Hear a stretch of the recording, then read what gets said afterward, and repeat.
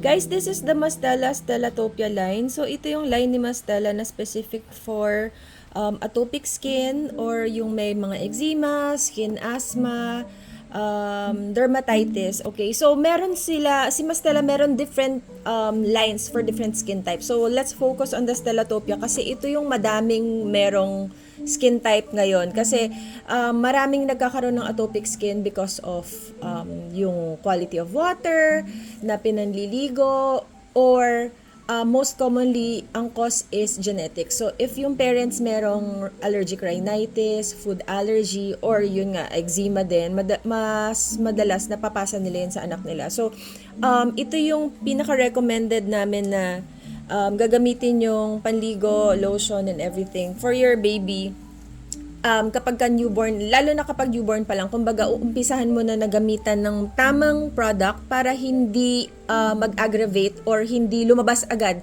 yung yung eczema nila. Kumbaga kapag ka kasi meant to have eczema sila, kapag ka ginamitan mo sila ng ibang skincare na hindi bagay dun para sa skin type nila, parang mabilis nyo makikita na ay, namumula, nagra-rash, tapos gumagaspang yung balat, nagkakaroon ng sugat. So yun, magandang umpisahan nyo. Kapag hindi nyo pa alam kung ano yung skin type ni baby, lalo na syempre kapag buntis ka pa lang, hindi mo alam kung ano yung bibilhin mong mga skin, toilet, mga gamit, 'di ba? Mga panligo.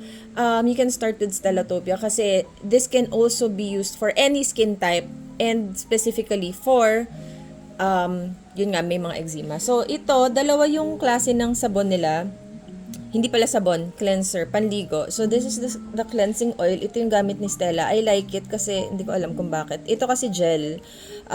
Both naman sila okay. You can just choose one kung anong mas gusto nyo, gel or oil. Basta ako, mas gusto ko lang yung oil.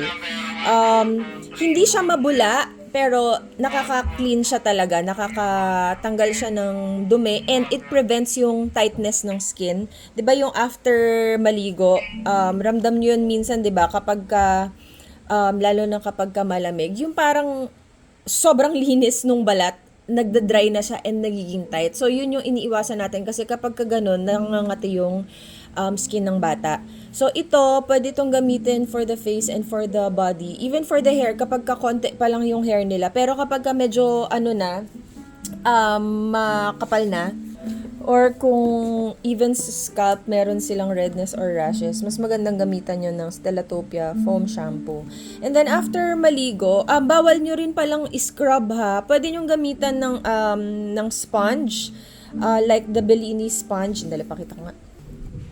Ito, very soft kasi ito. This is real sponge, as in si SpongeBob siya. Kapag nabasa to, sobrang lambot. So, you can use this. Or kahit kamay nyo lang, okay lang naman yun.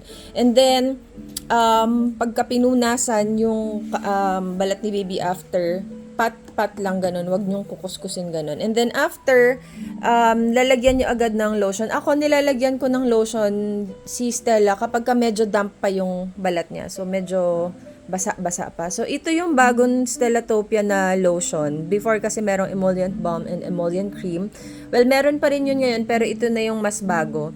Lipid Replenishing Cream Anti-Itch. Basta kasi may eczema, mabilis mag-dry yung skin nila, tapos mabilis mangate. So, pag dry, nangangate. Kapag nangangate, nangangamot. Pag nangamot, nagsusugat.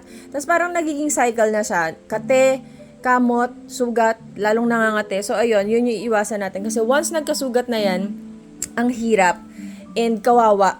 So, kapag merong rash or sugat, lalagyan nyo ng Cicastella. Itong Cicastella, it's not only for those with eczema. Kasi siya, recovery cream, pwede siya for drool rash, for insect bites, for bulutong, for minor scratch, minor burns, minor sugat, for diaper area. So, any, siya, recovery cream siya. Pero magandang meron kayo nito, pang emergency and basta, lagi kami maganto sa bahay eh. Basta meron rash, redness, lagyan nyo ng Cicastella. So, you only use this kapag merong rash. Hindi siya yung araw-araw. Unlike itong mga to, araw-araw talaga. And then, for the face, also use the Stellatopia face cream. Yung iba tinatanong kung yung lotion ba na Stellatopia pwedeng gamitin sa face. Pwede din naman. But this one is specific for the face kasi syempre, iba yung balat ng muka, mas manipis siya. And meron din tong ayan no, anti-redness. Kasi usually sa muka, sa pisngi, ayan, kapag napansin nyo yung pisngi ng baby, merong red tapos magaspang yun. Gamitan nyo na ng Stellatopia agad.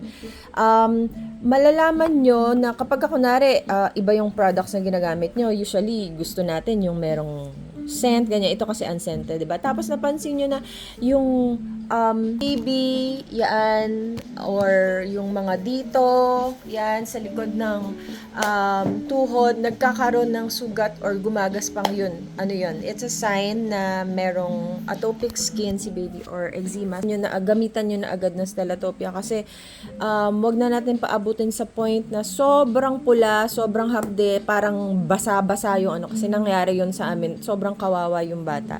So, ayun, if you don't know what the skin type of your baby is, mas okay na gamitan nyo na agad siya ng Stellatopia line.